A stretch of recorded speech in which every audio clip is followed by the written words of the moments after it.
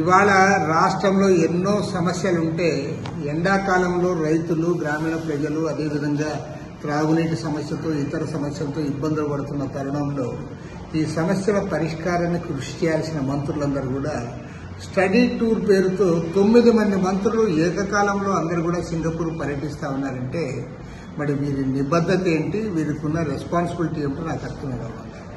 ముఖ్యమంత్రి చంద్రబాబు నాయుడు గారు మాట ఎత్తితే గుడ్ గవర్నెన్స్ అంటాడు.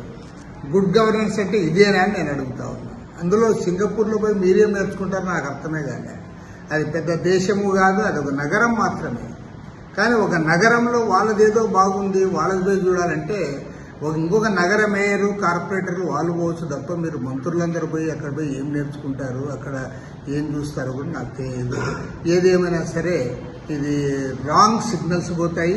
మీరు ప్రజాధనాన్ని ప్రతిదానికి అప్పులు చేస్తూ ఉన్నారు, ఆర్థిక పరిస్థితులు బాగలేవని చెప్తా ఉన్నారు.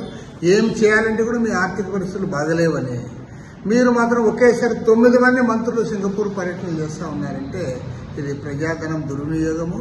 అదేవిధంగా ప్రభుత్వం ఈ స్టడీ టూర్లు మానుకోవాలి. ఇది విహారయాత్రను తలపిస్తూ ఉంది తప్పితే ఇది స్టడీ టూర్ అని ఎవరు కూడా అనుకోరు.